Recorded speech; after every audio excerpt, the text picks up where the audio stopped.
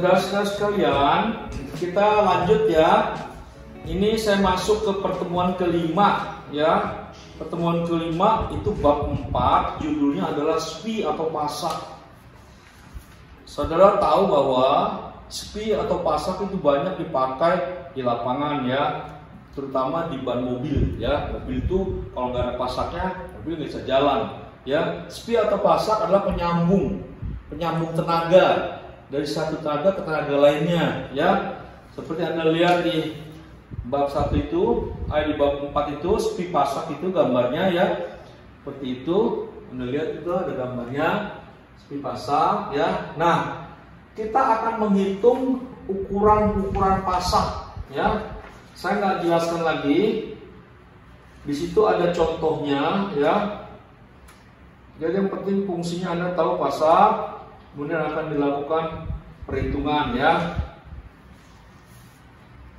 Jadi saya nggak perlu jelaskan lagi. Ini akan saya keluarkan di UTS nantinya ya. Anda lihat di halaman 5 ya, itu ada gambar dan contoh sebuah lengan dibuat dari baja tuang dimulai dengan tenaga sebesar 13 kg ya. Dan kilogram itu artinya batang ini diberi gaya sebesar atau tenaga ya, ditarik itu, ini poros akan berputar ya sebesar 13 kg ya, seperti pada gambar 7-10. Apabila panjang lengan 1000 mm ya dan diameter poros 100 mm, diameter poros ini yang diarsir ya, dimana terdapat sebuah SPI itu yang bentuknya hitam, pasak dalam poros dan roda. Tentukan ukuran SPI-nya beserta tebal dan tinggi bos ya. Nah, untuk mencari itu ya, kita harus mencari tenaga F yang muncul ya. Itu rumusnya ada ya. Untuk mencari F itu, maka di sini saya perlihatkan lah ya. Untuk mencari F itu adalah F ya, gaya yang diberikan F itu gaya yang menahan poros, yang menahan pasak itu F dikalikan R. Pada saat poros yang ada di arsir itu bergerak, itu yang bergerak ya adalah poros yang di arsir itu dikalikan dengan R. Itu akan sama dengan ya, pada saat digerakkan itu akan sama dengan nantinya, lihat di halaman sebelahnya itu.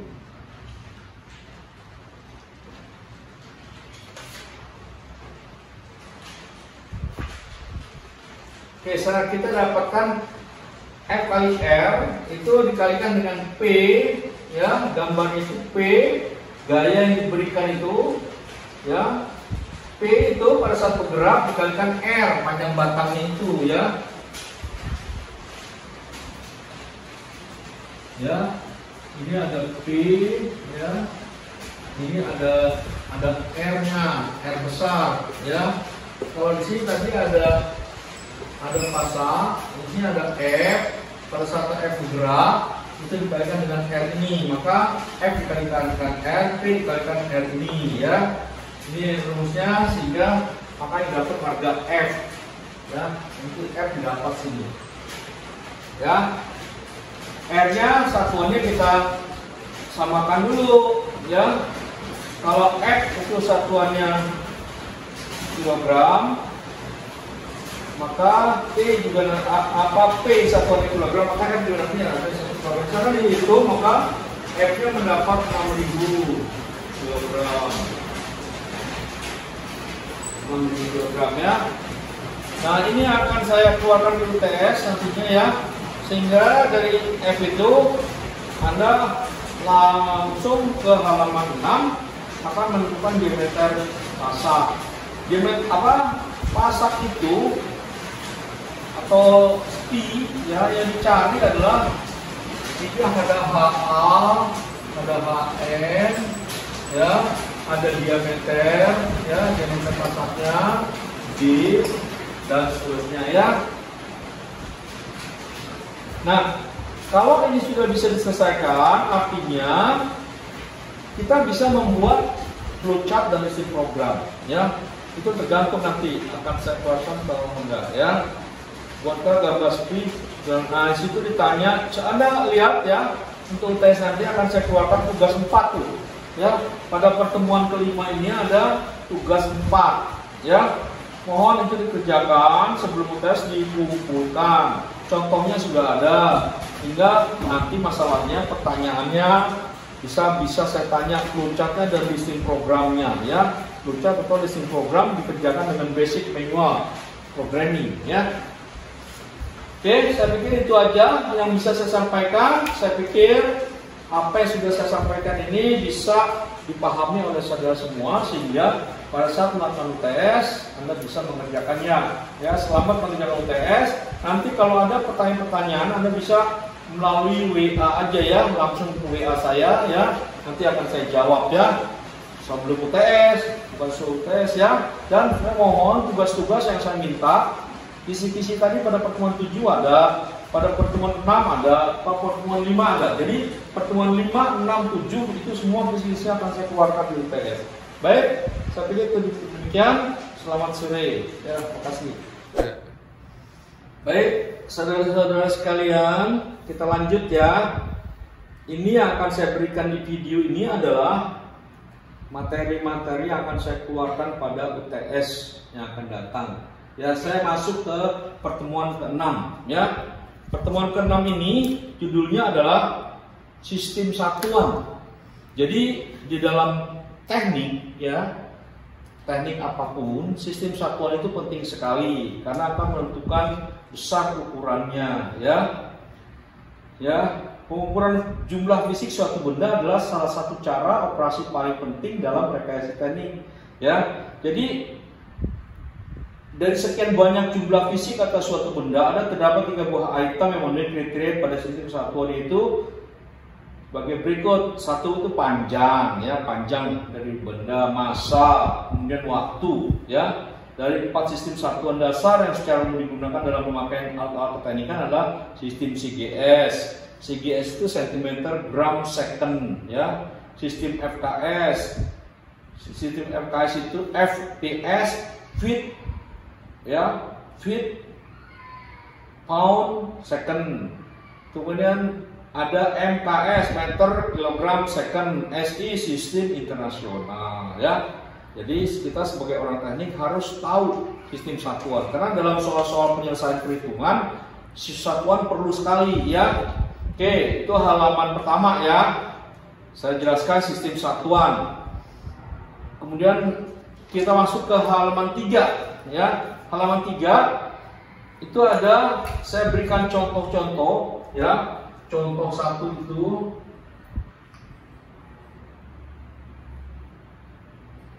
saya akan selesaikan contoh 1 itu ya. Ya, selesaikan sistem-sistem satuan dasar dengan cara mengkonversikan dari besar-besar tekanan di bawah ini ya. Pertanyaannya nomor 1 itu 1A ya, 15 Newton per milimeter kuadrat itu sama dengan berapa kilogram ke sentimeter kuadrat. Gimana caranya? Coba Anda perhatikan ya penyelesaiannya nih.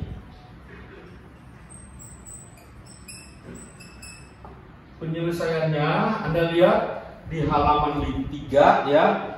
Kita cari dulu bahwa kita tahu ya, yang A ini penyelesaiannya ya. Penyelesaiannya 1 kilogram itu sama dengan, kita tahu 10 Newton. 10 Newton. Kalau kita balik 1 Newton berarti ada berapa? 10. Ini sama dengan 0,1. Ini kilogram. Karena di sini kilogram sama Newton ya. Sehingga 1 Newton sama dengan 0,1 kilogram. Kemudian yang berikutnya, yang kedua, ini yang dari pertama yang di atas ya. Terus yang kedua itu ya, mili ke senti. 1 senti itu ada 10 mm ya. Kalau dia 1 cm kuadrat ya, ini ada ini juga milimeter kuadrat, maka ini 100 Ya, kalau saya balik 1 mm kuadrat ini sama dengan 1/100 cm kuadrat, atau ini saya kesinikan aja ya, 1 mm kuadrat. Di sini kan 1 mm menjadikan senti ya. 1 mm itu sama dengan 0,01 cm kuadrat.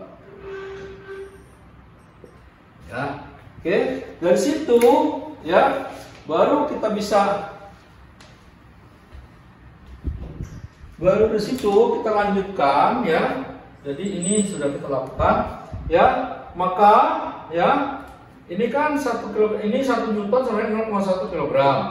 Ini 1 mm kuadrat sama dengan 0,01 cm kuadrat ya. Maka 1 Newton per milimeter kuadrat sama dengan ya 0,1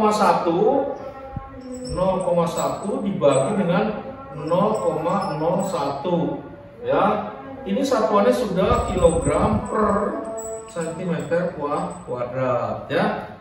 Ini kalau saya bagi ya 0,1 dibagi 0,01 ini berapa? 10 ya, 10 kilogram per cm kuadrat. Jadi 1 Newton itu 10. Kalau 15 Newton,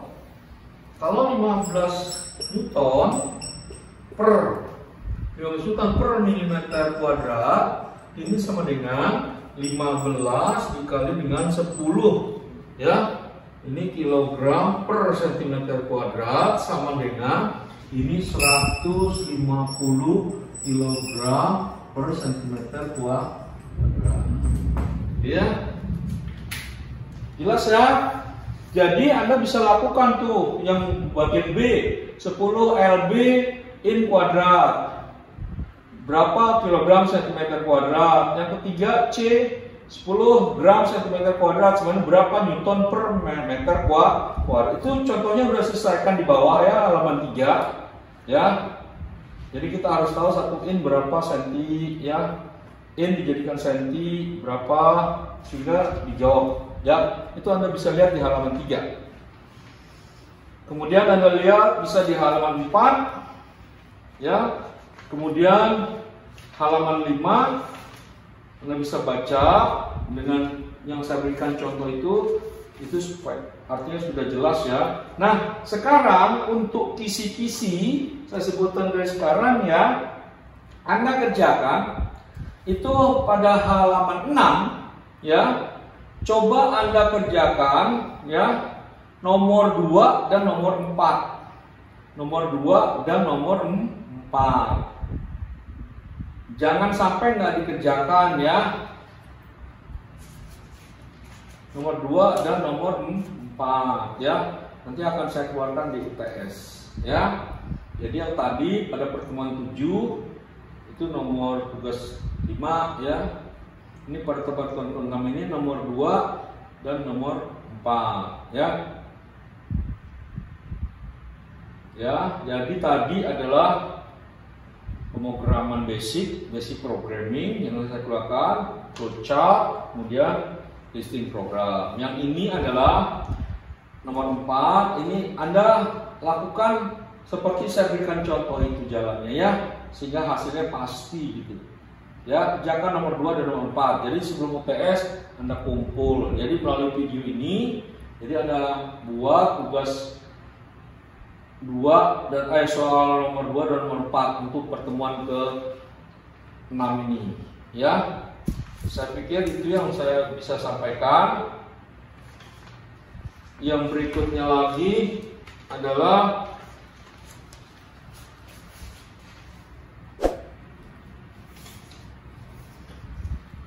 baik saudara-saudara sekalian mahasiswa, terutama yang mengambil materi atau mata kuliah elemen mesin ya. Kemudian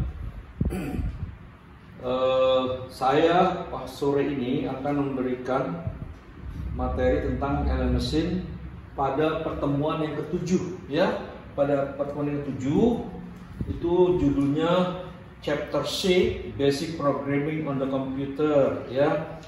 Saya berikan alasan dulu mengapa pertemuan ketujuh ini akan saya berikan ke Anda atau saya jelaskan ke Anda. Yang pertama ya, bahwa Chapter C pertemuan ketujuh ini akan saya keluarkan di UTS yang akan datang ya. Terus yang kedua, kenapa program ini saya berikan? Karena ini dipakai untuk pada saat mengambil tugas akhir. Anda bisa menggunakan program ini ya, Basic Programming on the Computer ya. Jadi untuk itu saya akan jelaskan. Oke, Anda lihat pertemuan apa materi machine pada chapter 6 ya. Anda lihat nantinya saya sini hanya membacakan aja, nanti akan saya berikan contoh satu-satu ya. Di situ chapter 6 before programming on the computer, artinya pemrograman basic pada komputer atau IBM ya. Basic programming on the computer atau IBM. Ya. Di sini saya katakan, di sini dikatakan bahwa before doing basic programming on the computer, of course we firstly have to know the step series of activity which should be done. Sebelum melakukan pemrograman basic pada komputer, tentunya pertama-tama kita harus melakukan langkah-langkah aktivitas ya, langkah-langkah kegiatan yang harus dikerjakan. The step series of activity are as follows ya. Jadi Anda simak ya. The step series of activity are as follows. Yang pertama adalah definition ya. The step series itu adalah definisi ya. Saya tulis di sini. Di situ sudah ada the step series of activity are as follows.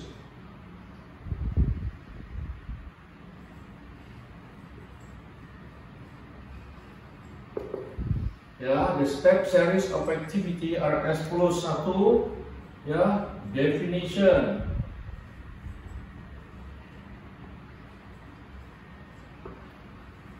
The second, analysis. Ya, the three, ya, we make the flow chart. Kemudian nomor 4, struktur block.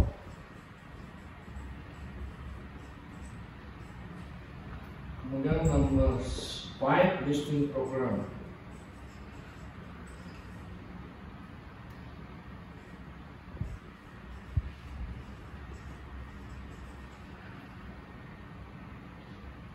Listing program. Jadi langkah-langkah kegiatan yang harus dilakukan, kita harus pertama kita definisikan dulu masalahnya apa, kita definisikan. Kemudian kita buat analisis, kita analisa. Kemudian yang ketiga kita buat flowchart, ya. Yang keempat struktur blok, kemudian yang kelima listing program, ya. Coba Anda lihat di sana di materi pertemuan ketujuh itu ada contoh di sana, example itu calculating the age in day dimension, menghitung umur dalam satuan hari. Kita tahu semua bahwa umur itu dalam satuan tahun, tapi yang diminta ini adalah menghitung umur dalam satuan hari. Yang pertama kita lakukan adalah definisi, ya, definition, ya. Kita definisikan bahwa satu tahun itu 1 year. There are 365 days. Ya, satu tahun itu ada 365 hari. Satu bulan ada 30 hari. And then determine, dan kita tentukan A1 itu simbol daripada tahun kelahiran. A2 simbol dari tahun sekarang aktual, ya. A3 simbol daripada tanggal kelahiran, B1 simbol dari tahun sekarang, B2 simbol dari bulan sekarang, dan B3 simbol dari tanggal sekarang. Jadi untuk menghitung umur adalah tahun sekarang dikurang dari tahun kelahiran, sehingga kita membuat rumus ya.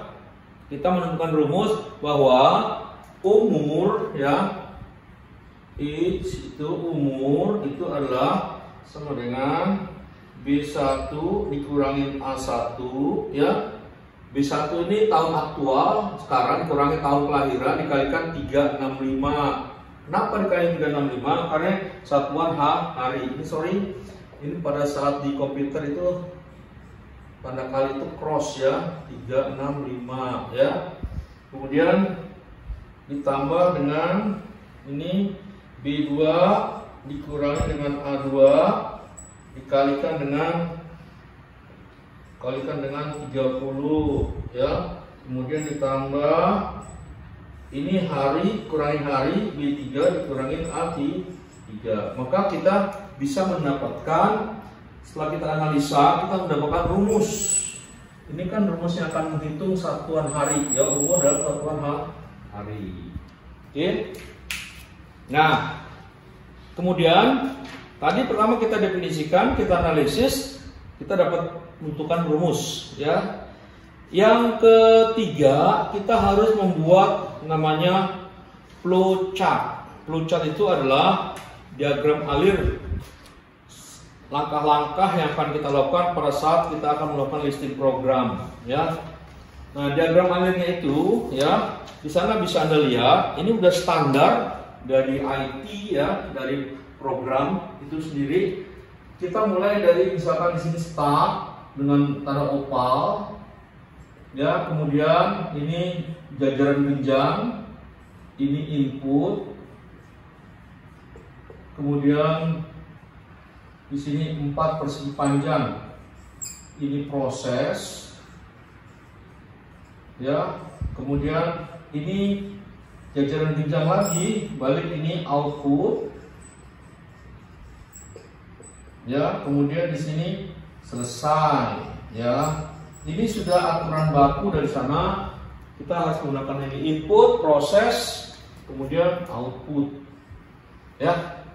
Jadi Anda bisa lihat di sana, saya hanya menjelaskan secara gamblang aja nih ya. Setelah flowchart ya, di sana dikatakan kita harus membuat apa?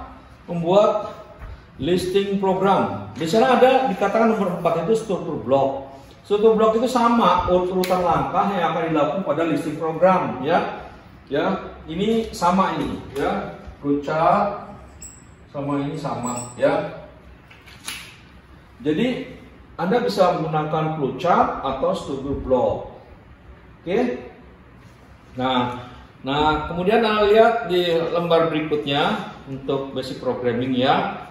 Ya. Nah, ada dua cara untuk membuat listing program. Yang satu dengan a method of monologues as follows ya, dengan cara monolog bertanya, command let and read data restore, listing program 1. Yang kedua in a method of dialogue, listing program 2. Lihat, perhatikan di lembar halaman nomor 3 on page 3 ya, listing program ya. Anda lihat di sana ya, kita mulai dengan baris listing program ya. Listing program 1 di sana ya. Listing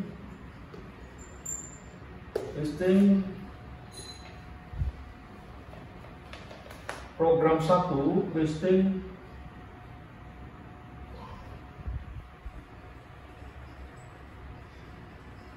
program listing 1 ya. Di sana kita menentukan ada baris, kemudian baris 110, 120, 130 dan seterusnya sampai ke bawah ya. Kita harus lakukan itu ya.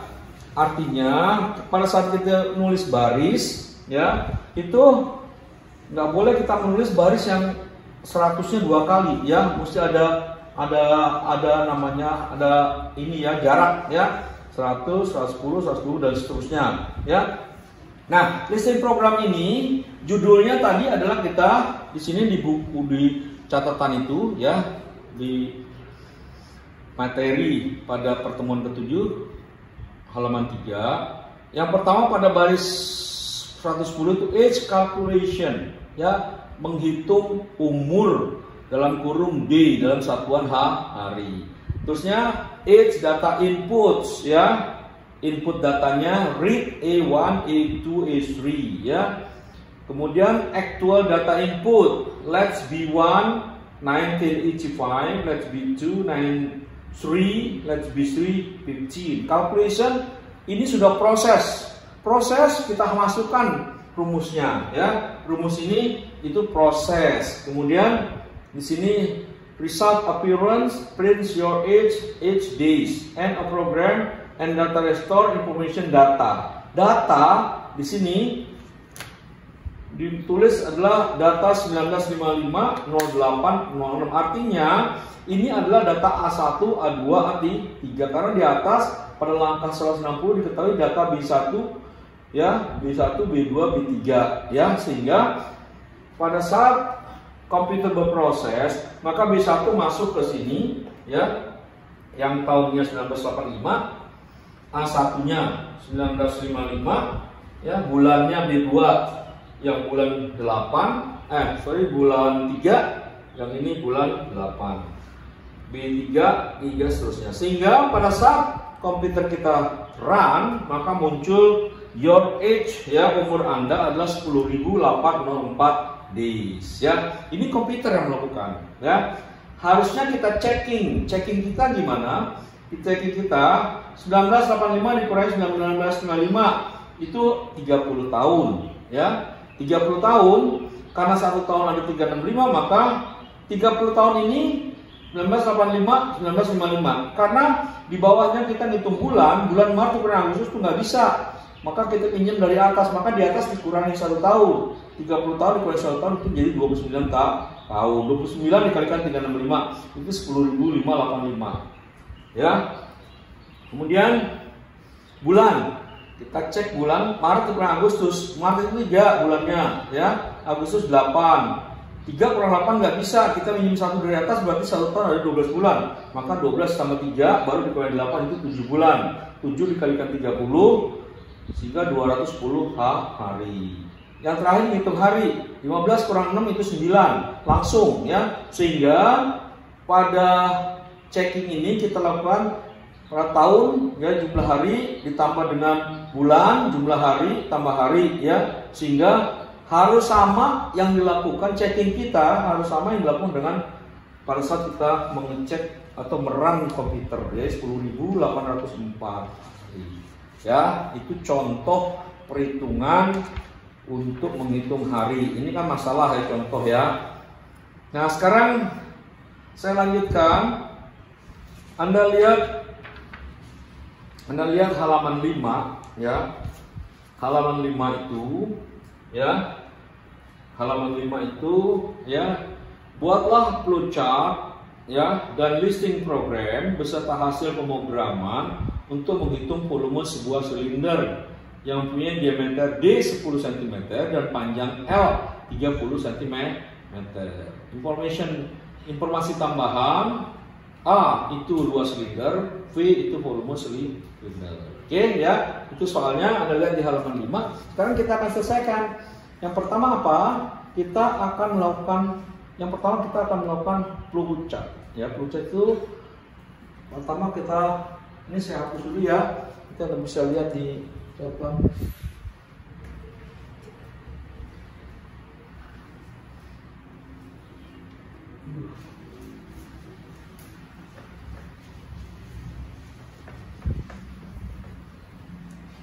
Oke, lihat, ya. Flowchart kita buat bentuk oval. Ini mulai, ya. Kemudian tadi saya katakan ini flowchart, ya. Yang kedua adalah kita akan membuat input data, ya. Input data kita pakai diagram jenjang, ya. Input data di sana yang diketahui soal gimana? Diameter silinder berarti D, ya, silinder dalam satuan Anda tulis boleh 1 cm. Yang kedua panjang L, ya. Panjang L itu satuan cm juga. Ya, Ini input. Kemudian di sana katakan kita akan proses, ya. Kita akan proses, ya, perhitungan volume, ya. Ini proses ini perhitungan volume. Ya, perhitungan volume. Yang ditanya apa? Volume silinder, ya. Untuk menghitung silinder kita harus tahu rumusnya, ya. A itu luas silinder,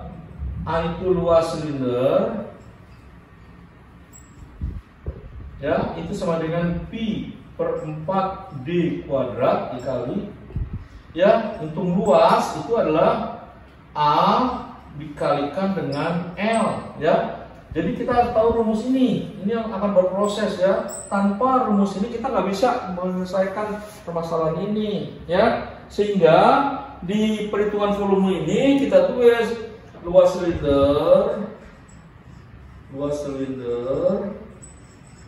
sama dengan Pi per 4 dikalikan D kuadrat. Ini volume silinder. Tadi saya sampai di sini.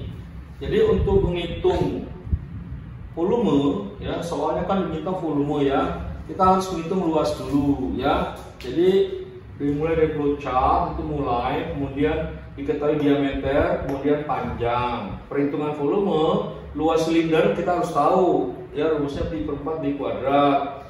Volume silinder A kali L, luas dikalikan panjang. Kemudian di print A, print volume, ya, sehingga selesai, ya. Jadi urutan langkahnya seperti itu. Setelah kita selesai dari flowchart, maka baru kita bikin listing program, ya. Listing program, ya, kita buat listing program dari mulai Anda lihat di. Oke, baik, saudara-saudara sekalian, kita lanjutkan, ya. Tadi sampai kita ke flowchart. Setelah kita melakukan flowchart, baru kita buat listing program, ya. Anda lihat di halaman 5, ya, yang pertemuan ke-7 itu halaman 5, membuat listing program, ya. Yang ditanyakan kita menghitung volume, maka judulnya di sana baris pertama itu baris 10 sampai 20 30 menghitung volume silinder dalam satuan cm pangkat 3. Inputnya apa? Inputnya diameter D. Di sini pada listing program beda dengan flowchart. Kalau flowchart satuannya nggak diberikan nggak apa, ya. Tapi pada saat di listing program satuan harus diberikan karena dia nggak bisa berproses nantinya, ya. 10 cm. Kemudian input panjang 30 cm. Perhitungan ini mulai diproses. Luas silinder A ditulis lagi Pi per 4 dikalikan itu cross, ya, tanda bintang D kuadrat. Artinya di sini pada baris 90 itu A Pi per 4, Pi per 4 kan di komputer ada tuh Pi per 4 dikalikan D, D-nya 10 ini masuk ke D 10 kuadrat, jadi Pi per 4 dikalikan 100, keluar hasilnya, ya. Tapi kan di sini nggak diperlihatkan. Kemudian volume silinder, hasil dari A masuk ke bawah dikalikan dengan L diketahui 30 cm sehingga langsung masuk. Sehingga pada baris berikutnya tampilan hasil itu output print A cm kuadrat, berarti di print itu cm kuadrat. Hasil dari Pi per 4 dikalikan D kuadrat itu sini. Kemudian print V cm pangkat 3 stop. Ya, selesai itu. Jadi nanti di ujian yang saya minta adalah flowchart sama listing program. Kemudian terakhir checking. Nah, setelah di run, terusnya keluar tuh luas silinder A 78,5 cm kuadrat, volume silinder V 23.355 cm pangkat 3. Kemudian kita harus melakukan checking. Ini kan run ini dilakukan komputer, artinya komputer bekerja sendiri, dia mengeluarkan hasil ini. Kemudian pada saat checking kita hitung dengan tangan manual, ya. Benar nggak sih yang dilakukan dengan komputer? Karena komputer kan buatan manusia, program juga buatan manusia. Maka kita checking luas silinder A Pi per 4 Pi per 4 itu 0,785 dikalikan 10 kuadrat sama dengan 78,5 cm kuadrat. Kemudian volume silinder V, hasil dari A 78,5 dikalikan 30 karena panjang 30 itu 2355 cm. Jadi checking kita betul dengan apa yang dilakukan dengan komputer. Oke? Jadi jelas ya. Nanti yang diminta di ujian ini akan saya keluarkan di UTS ya, flowchart dengan listing program. Masalahnya bentuknya bahasa Inggris atau bahasa Indonesia, nanti saya buatkan bahasa Indonesia itu Anda lebih mudah ya. Nah, lihat di lembar ke-6 itu ada tugas. Saya minta Anda semua tugas kelima ini harap dikumpul sebelum UTS berjalan ya. Anda tidak mengerjakan ini maka tidak bisa Anda mengikuti UTS. Oke? Ini kisi-kisi ya. Melalui video ini saya berikan kisi-kisi. Satu hal ini nomor tugas 5 itu saya bacakan ya soalnya ya. Harus Anda kerjakan. Please make a flowchart and program listing from the basic program and also the program result to calculate the length of cylinder which has diameter 40 cm and the length of cylinder and the volume of cylinder is 3,600 cm cubic. And the information A cylinder square P per 4 cross D multiple D kuadrat ya, P per 4 dikalikan D kuadrat, length of cylinder itu L sama dengan V. Jadi dengan bantuan rumus ini Anda bisa menyelesaikan masalah ini. Oke, jadi jangan lupa di exercises ya, halaman 6 tugas 5 itu harus dikerjakan dan dikumpul sebelum UTS. Ini akan saya keluarkan di UTS ya. Ini tugas 5 itu nomor 3 ya. Oke, sampai sini. Nanti kalau ada hal-hal yang ingin ditanyakan, Anda bisa lewat WA ya, apa yang mau ditanyakannya. Oke, demikian ya pertemuan ke-7 saya selesaikan. Setelah ini saya akan masuki dengan pertemuan yang ke-6 mungkin ya, 6 atau 5 ya. Demikian, terima kasih. Mudah-mudahan Anda bisa memahami. Oke, terima kasih.